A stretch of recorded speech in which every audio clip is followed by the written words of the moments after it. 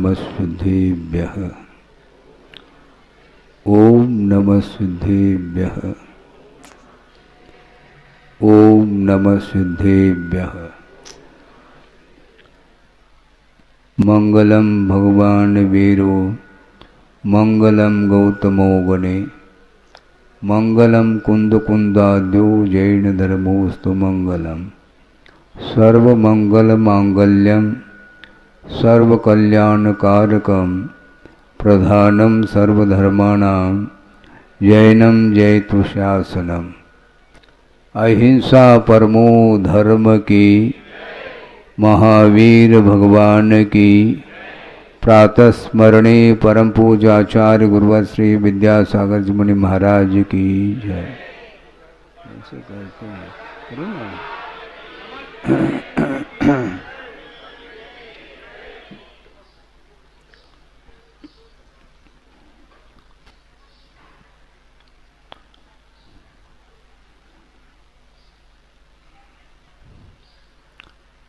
सन 47 भारत स्वतंत्र हुआ। सन 47 में भारत स्वतंत्र हुआ है, किंतु भारत तो स्वतंत्र हुआ है, किंतु उस भारत में जो पाश्चात्य संस्कृति है उसका अनुकरण भी किया जा रहा है। स्वतंत्रता मिली है, किंतु भारतीय संस्कृति का अनुकरण होना चाहिए।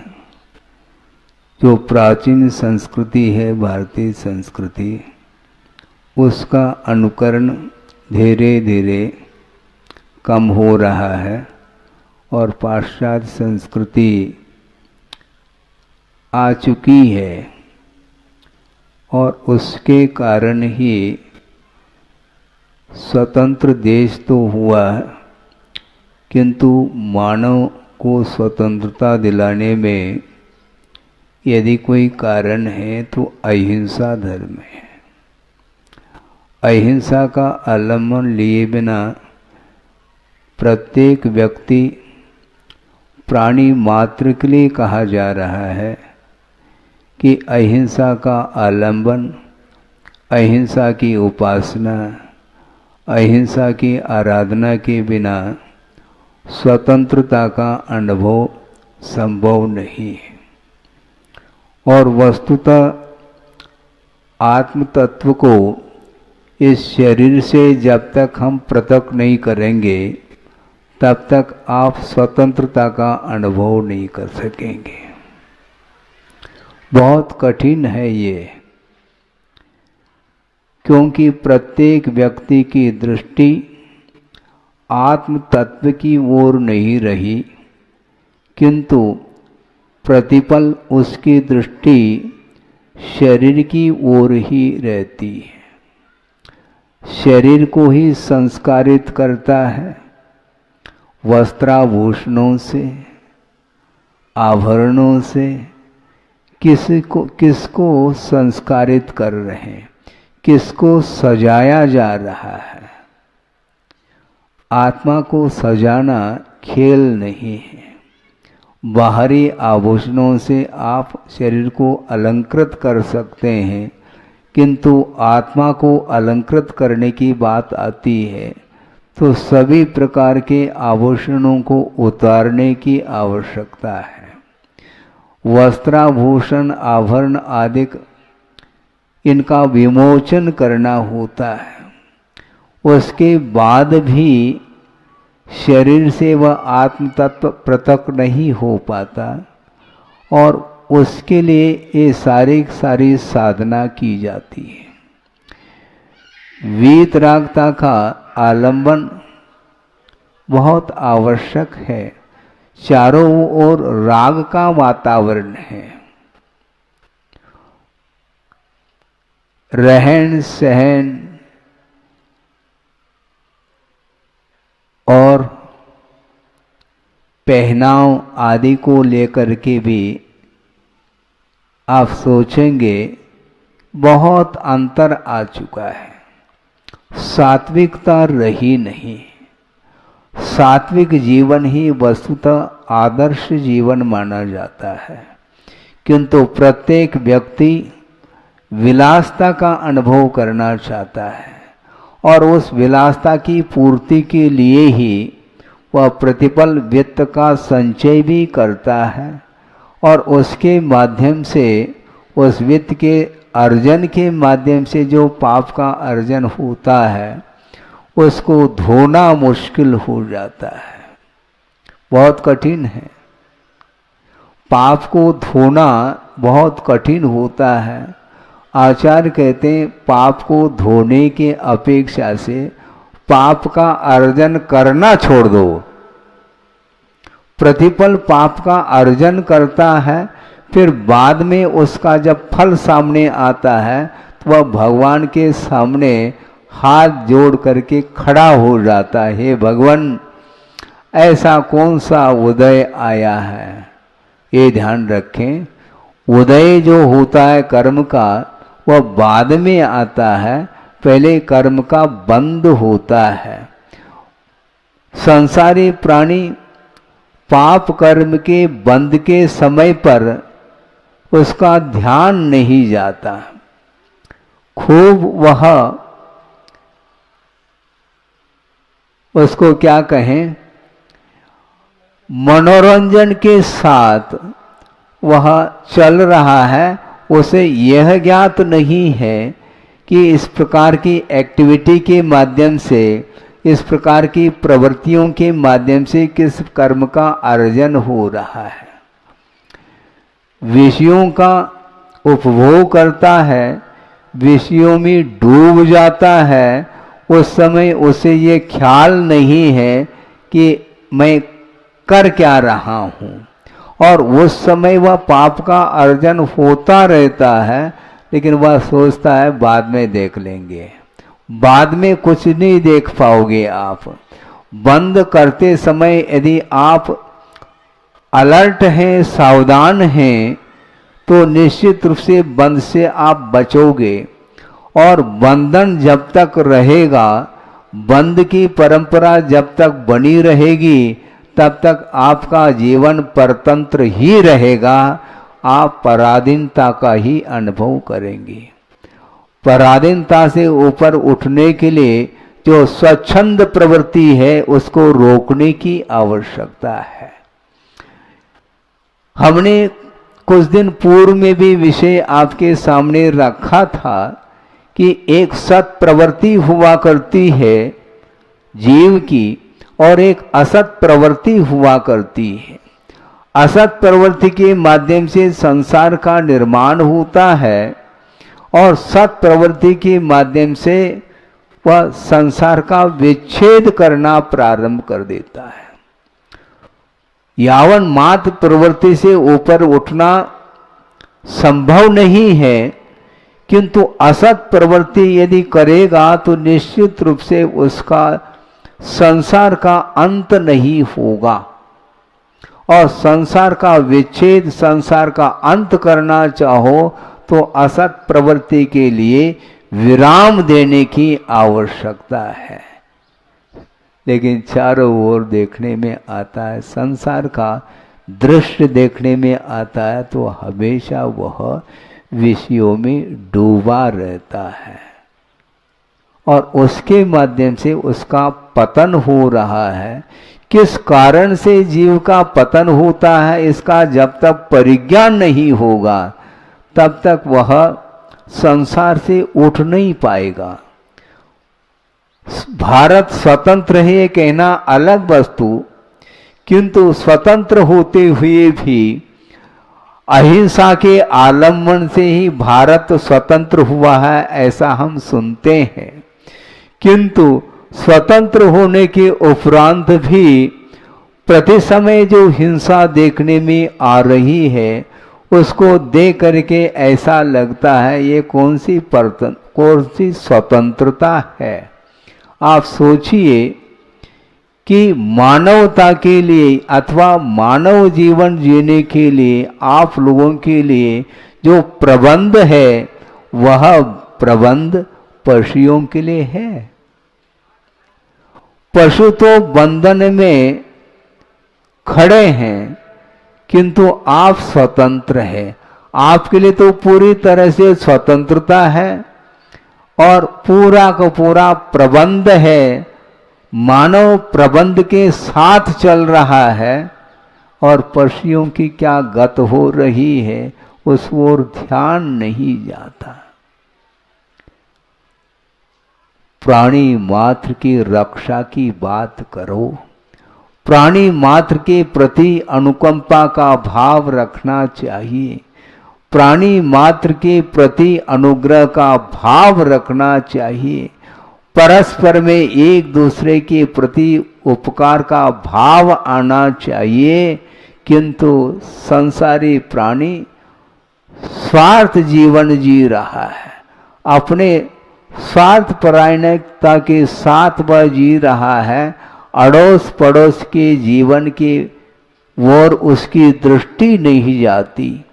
और बोलता क्या है?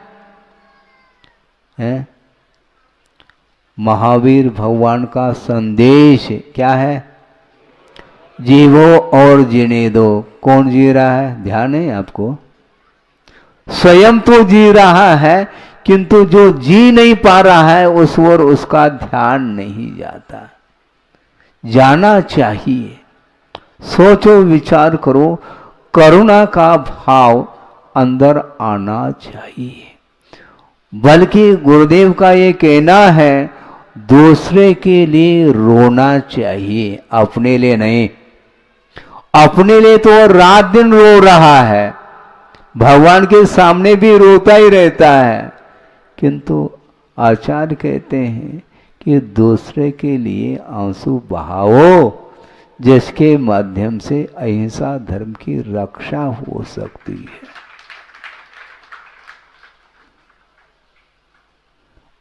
दूसरे के लिए रोना ये धर्म ध्यान है और अपने लिए रोना ये आर्त ध्यान है, ऐसा कहा है। गुरुदेव ने बहुत संक्षेप किया है। आर्त ध्यान और धर्म ध्यान का यह संक्षेप जो परिभाषा उन्होंने दी है, बहुत अद्भुत चीज है। हम दूसरे के लिए रात दिन रो रहे हैं, इसलिए हम धर्म ध्यानी हैं, ऐसा आप कह रहे हैं, किंतु स्वयं के लिए रोना बंद करो पहला। पर धर्म ध्यान का स्वरूप बताओ। अपने लिए रोना बंद करो, अपने आप धर्म ध्यान का स्वरूप सामने आ जाएगा।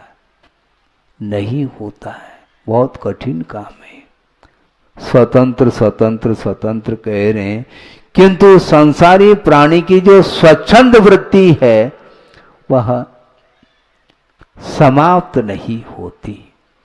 स्वच्छंद वृत्ति और स्वतंत्रता, स्वच्छंदता और स्वतंत्रता में जमीन आसमान का अंतर देखने को मिलता है। स्वच्छंद वृत्ति व्यक्ति कभी भी वह अहिंसा की उपासना नहीं कर सकता। दूसरे की प्रति अनुकंपा का भाव जिसके अंदर है वह कभी भी स्वच्छंद वृत्ति नहीं रख सकता है। स्वच्छंद वृत्ति से ऊपर उठो तब स्वतंत्रता मिलेगी, ये ध्यान रखें। बहुत कठिन काम है ये, बहुत ही कठिन है। व्याख्यान करना फिर भी सरल हो सकता है, किंतु तदनुरूप परिणमन करना, अपने जीवन को ढालना, अपने जीवन को धर्ममय बनाना, ये बहुत कठिन है बंधु आज की तारीख में। क्योंकि ये पंचम कलिकाल है और उसमें भी हुंडा अवसर्पिणी है। अवसर्पिणी का अर्थ जिस काल में विशुद्धि आदि की अपेक्षा से ह्रास देखने को मिलता है उसका नाम अवसर्पिणी कहा है, और जिस काल में विशुद्धि आदि की विवक्षा से विकास देखने में आता है उसका नाम उत्सर्पिणी कहा है। और उसमें भी आज वर्तमान में अवसर्पिणी होते हुए भी उसमें भी हुंडा अवसर्पिणी है। हुंडावसर्पिणी काल का अर्थ भी संक्षेप में आगम में मिलता है, जो अनहोनी घटना घटित हो जाती है। वस्तुतः चक्रवर्ती का हार नहीं होता, किंतु पंचम काल में चक्रवर्ती का हार देखने को मिला। हुआ क्या नहीं, अपने ही अनुज बाहुबली के द्वारा उस चक्री का हार हुआ है। ये हुंडावसर्पिणी है। इसी प्रकार वृषभनाथ भगवान को पुत्री हुई है, होती नहीं, किंतु ब्राह्मी और सुंदरी ये दो पुत्री हुई, और भरत और बाहुबली ये दो पुत्र हुए। उसमें ज्येष्ठ चक्री रहा और अनुज जो है बाहुबली, और बाहुबली के माध्यम से ही वो चक्रवर्ती का हार हुआ, उसका मान खंडित हुआ। मान चाहता है संसारी प्राणी, किसी के सामने झुकना नहीं चाहता। भगवान के सामने तो झुको कम से कम है। आपस में मान लो एक दूसरे के प्रति यदि झुकाव का भाव नहीं है, लघुता का भाव नहीं है, तो कम से कम जो भगवान हैं सबसे बड़े माने जाते हैं, उनके प्रति तो नतमस्तक हो जाओ।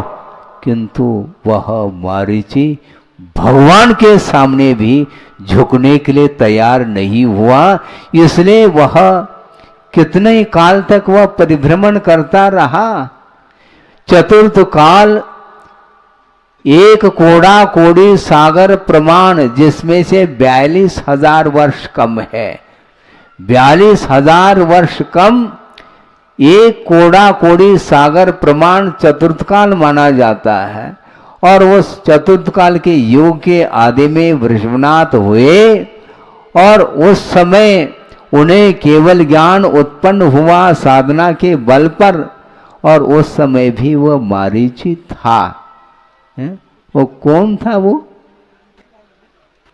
है हाँ, पोता था। हाँ, वह चक्रवर्ती का पुत्र था, और वह भगवान वृषभनाथ का वह नाती था, और वह अकड़ करके खड़ा है। क्योंकि भगवान की वाणी में बात आ गई, यह मारीची तीर्थंकर होने वाला है। कब?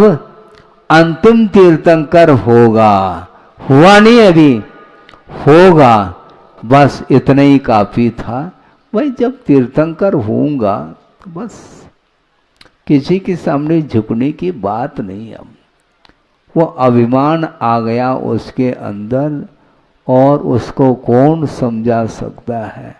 वृषभनाथ भगवान ने सोचा इसके सामने माथा फोड़ने से कुछ नहीं होने वाला। बिल्कुल, क्योंकि जिसके अंदर उपदेश सुनने की पात्रता नहीं है, उसको उपदेश देना ठीक नहीं कहा। क्योंकि दान का प्रसंग है, और आप लोग आहार दान देते हैं, औषध दान भी देते हैं, बहुत प्रकार के दान हुआ करते हैं, किंतु दान की विधि भी आगम में बताई है। विधि द्रव्य दात्री पात्र विशेषा तद विशेष। विधि विशेष, द्रव्य विशेष, दात्री विशेष और पात्र विशेष के माध्यम से जो दिया हुआ दान होता है, उसमें विशेषता आती है, अन्यथा नहीं। इसलिए दान का पात्र है क्या नहीं है, इसका परीक्षण किए बिना यदि दान देंगे तो निश्चित रूप से उस दान का फल नहीं मिलने वाला है। बहुत अच्छा प्रसंग आपके सामने रख रहा हूं। गुरुदेव के सामने एक सज्जन ने ये विचार रखे, और वो कौन है वो सज्जन? वह विद्वान थे और उन्होंने अपने भाव रखा गुरुदेव के सामने कि महाराज, महावीर भगवान का जो तीर्थ चल रहा है वर्तमान में, शासन नायक वही माने जाते हैं और उनका जो सिद्धांत है अनेकांत सिद्धांत और अहिंसा धर्म का प्रचार उन्होंने किया है और वर्तमान में इस पंचम कलिकाल में भी दिगंत तक अहिंसा धर्म जो है उसका प्रचार और प्रसार सर्वत्र होना चाहिए। इसलिए मेरा भाव ये है कि आउट ऑफ कंट्री, विदेश में भी आगम का प्रचार प्रसार होना चाहिए। तो गुरुदेव ने कहा, मैं आपके विचारों का समर्थक नहीं हूं। आप सोचेंगे, आपको मन में विकल्प होगा कि महाराज इसमें क्या बाधा है, महावीर भगवान के सिद्धांतों को घर घर पहुंचाना चाहिए। महावीर भगवान का जो धर्म है अहिंसा धर्म, वो बहुत व्यापकता को लेकर के है, इसलिए उसका व्यापक प्रचार प्रसार होना चाहिए। गुरुदेव ने कहा ठीक नहीं है, क्योंकि प्रचार प्रसार किया जाना चाहिए, किंतु जिसके पास यह आगम पहुंचेगा वह इस आगम को पढ़ने का पात्र है क्या नहीं, इसका भी तो कम से कम आगे पीछे विचार करो। क्योंकि ज्ञान दान देने के लिए भी पात्रता को ढूंढने की आवश्यकता है। जिसके अंदर आगम को पढ़ने की पात्रता नहीं है, जिसके अंदर श्रद्धान के भाव जागृत नहीं है, जिसके अंदर आगम के प्रति बहुमान जागृत नहीं हो रहा है, सच्चे देव गुरु शास्त्र के प्रति आदर का भाव जिसके अंदर नहीं है, उसको आगम देना नहीं चाहिए, ऐसा कहा है। क्योंकि हम ये पूछना चाहते हैं, आप बीज का वपन करते हैं क्या नहीं है? कृषक जो है वह बीज का वपन करता है, किंतु कहां पर करता है? पाषाण खंड पर वह बीज का वपन करेगा क्या? बीज नष्ट हो जाएगा, उसमें अंकुरित होने की क्षमता होते हुए भी पाषाण खंड के ऊपर उस बीज को डाला गया है, तो वह कभी भी 3 काल में अंकुरित नहीं हो सकता। इसलिए भूमिका की आवश्यकता है, भूमि को तैयार करो। कृषक जो होता है वह ज्येष्ठ महीने में ग्रीष्म काल में हल चलाता है और उसको खेत को वह समतल बनाता है और बहुत उसको हल चलाने के उपरांत और भी और क्या होता है, हाँ बखर, वह भी चलाता। उसके माध्यम से वह जो खेत की मिट्टी है वह बिल्कुल मुलायम हो जाती है। उसके बाद आषाढ़ अथवा सावन के आसपास यदि बारिश हो जाती है, वर्षा होती है अनुपात से, तो उस समय वह बीज डालता है उस जमीन में है, तब कहीं जाकर के वह बीज अंकुरित होकर के आ सकता है। इसलिए जिसके अंदर योग्यता नहीं है उसको यदि आगम को दिखाएंगे पढ़ाएंगे तो वह कभी भी उसका सदुपयोग नहीं कर पाएगा। इसलिए देशनालब्धि की पात्रता भी आवश्यक है, क्योंकि सम्यक दर्शन की भूमिका में क्षोभम लब्धि, विशुद्ध लब्धि, इसके बाद देशनालब्धि का नंबर आता है। देशनालब्धि का अर्थ भी यही है, देशना को सुनने की पात्रता उसके अंदर आ जाती है। कषाय की उग्रता है, मान लो तीव्र संक्लेश परिणाम को लेकर के जो चल रहा है, उसके सामने उपदेश देंगे तो आचार्य कहते हैं वह उपदेश का पात्र नहीं है। उसका जो पारा है, जो गर्म हो चुका है, वह ठंडा होना चाहिए। क्रोध की तीव्रता में वह देव गुरु शास्त्र के स्वरूप की ओर उसकी दृष्टि नहीं जाती, समर्पण भाव जागृत नहीं हो पाता। इसलिए ये ध्यान रखो, जो स्वच्छंदता के साथ चलना चाहता है उसको धर्मामृत का पान कराया नहीं जा सकता, क्योंकि धर्मामृत का पान किया जाता है। जबरदस्ती यदि कराओगे तो निश्चित रूप से उल्टी होगी। बालक है, छोटा बालक गोद का है, और उसको जबरदस्ती करके नाक पकड़ करके यदि मुख में दूध डाला जाए तो वह पी तो लेगा, किंतु उसकी रुचि नहीं होने के कारण वह उल्टी कर लेता है। इसलिए संसारी प्राणी की ऐसी ही स्थिति हो रही है। वह स्वतंत्रता का अनुभव करना तो चाहता है, किंतु वह समर्पण भाव से दूर रहना चाहता है। श्रद्धान और समर्पण में भी बड़ा अंतर है, ध्यान रखो। श्रद्धान अपने आप में सामान्य आस्था का नाम श्रद्धान है, किंतु समर्पण भाव इससे बढ़कर के भाव हुआ करते हैं।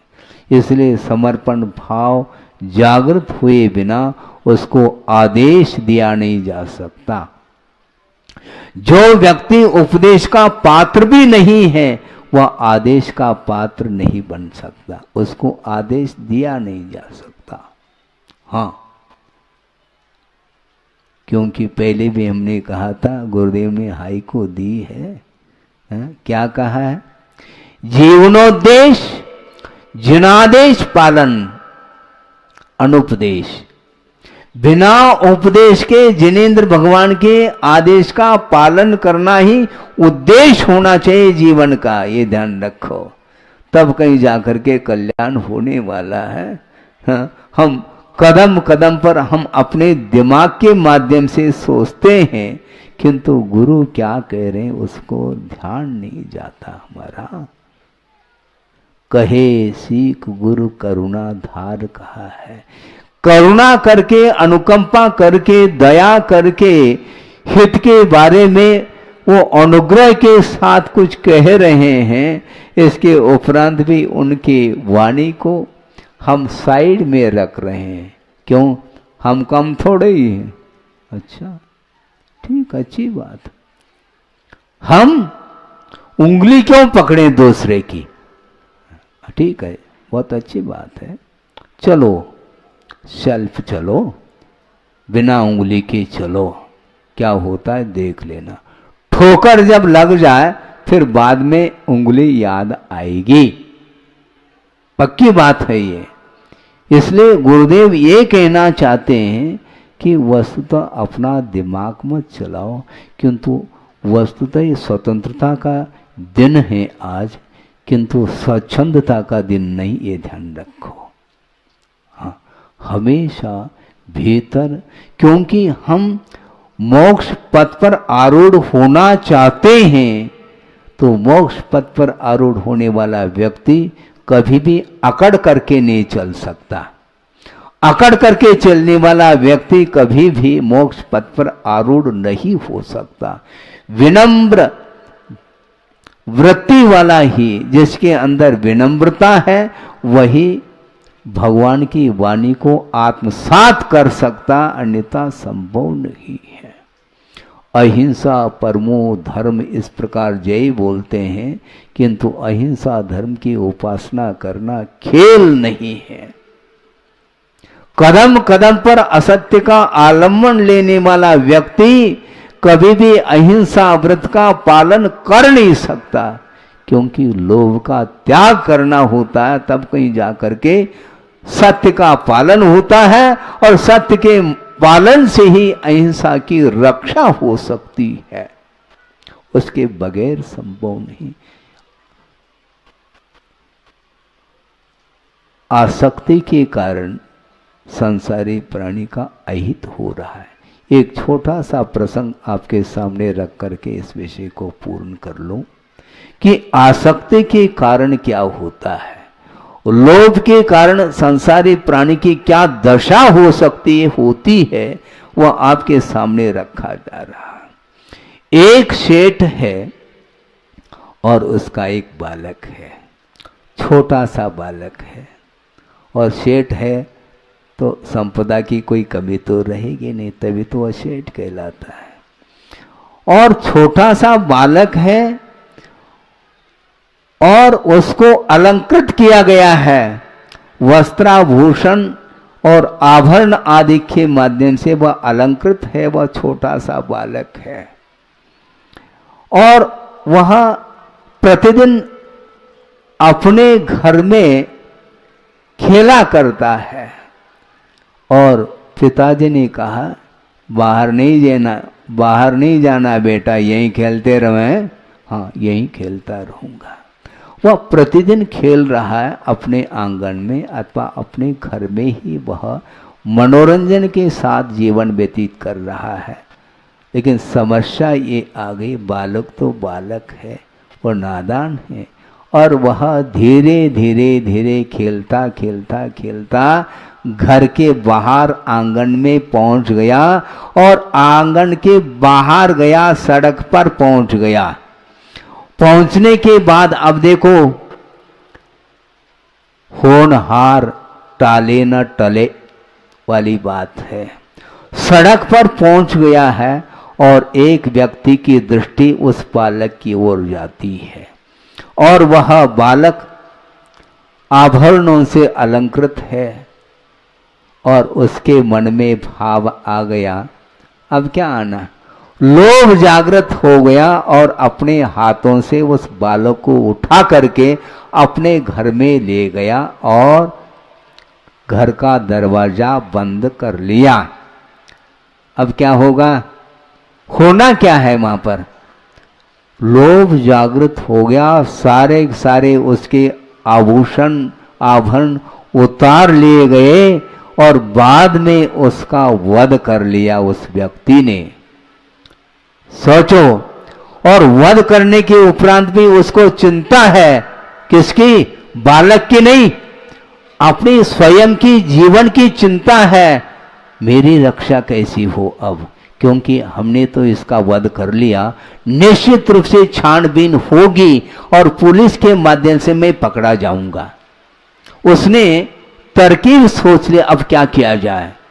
उसने सोच लिया, क्योंकि दिमाग तो था उसका, कुछ नहीं, अंधेरे में उस बालक को, जो मृत बालक है जिसका वध किया गया है, उसको वस्त्र में बंद करके अंधेरे में वह जा रहा है, इसको कहीं न कहीं छुपाना है, नहीं है तो मेरे जीवन के लिए प्रश्न चिन्ह लगेगा।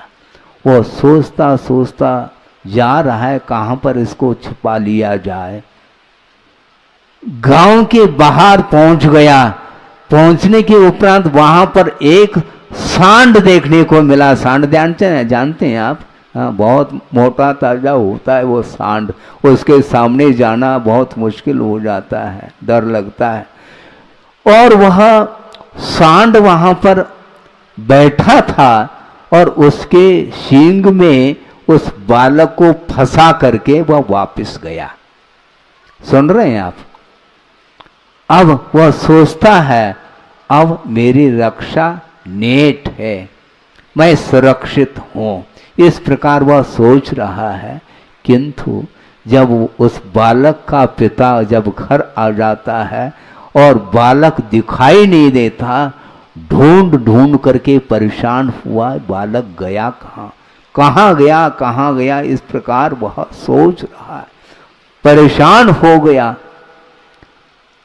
उसने सोचा परेशान होने से काम नहीं चलेगा, हमें प्रयत्न करना पड़ेगा और उस बालक को ढूंढ करके लाऊंगा मैं। अब क्या ढूंढोगे, उसका तो अंत हुआ है।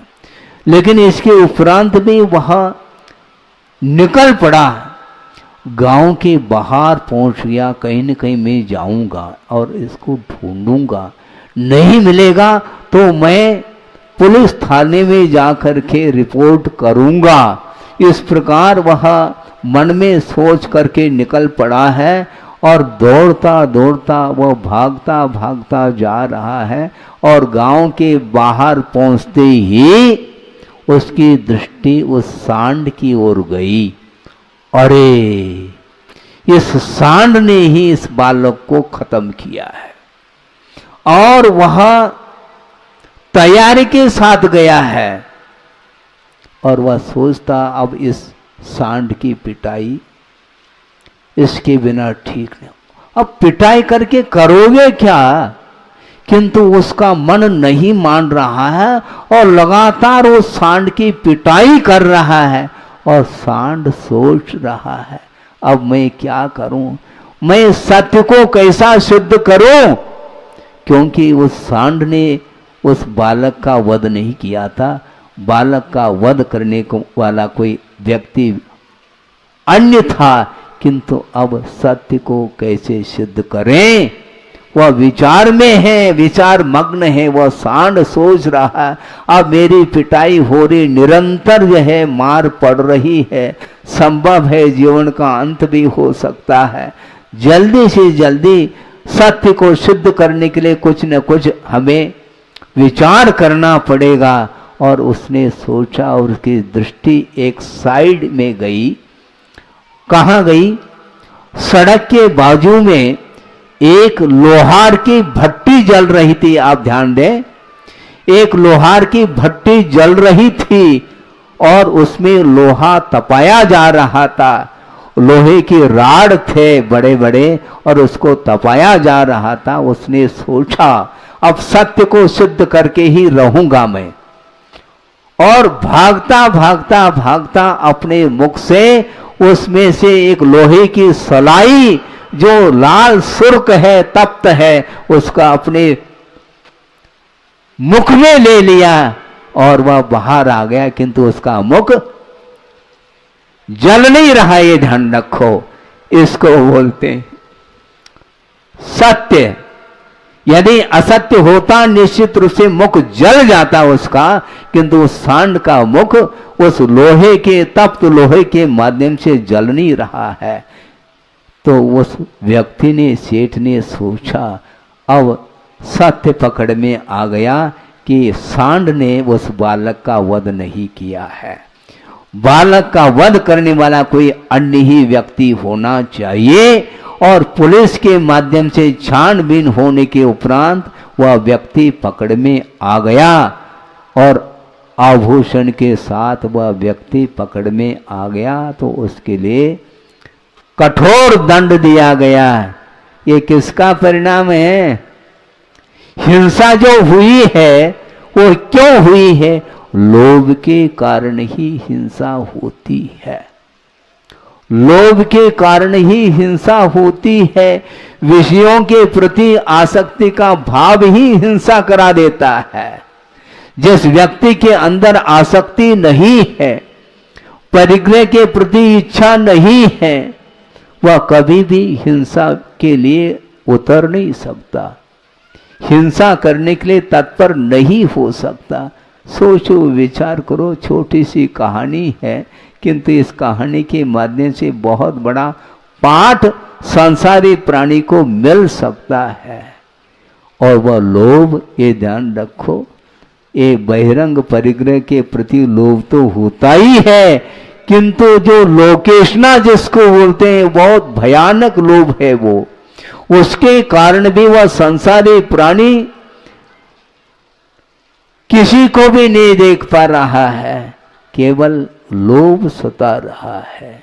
और उस लोभ के कारण वह क्या क्या कर नहीं पाता, सब कुछ करने के लिए वह उतर आता है और उसने वध कर लिया। सोचो, विचार करो, वह प्रत्येक संसारी प्राणी का जन्म सिद्ध अधिकार है ये कहा गया है, किंतु उस बालक का जीवन समाप्त हो गया है।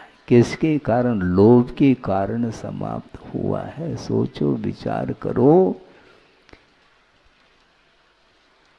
मिला क्या? थोड़ा सा आभूषण मिला। उस आभूषण के लिए, उस शरीर को अलंकृत करने के लिए तो उस बालक का वध कर लिया और वह सारा सारा धन या संपदा लूट ली। हाँ, लूट ली, किंतु क्या करोगे?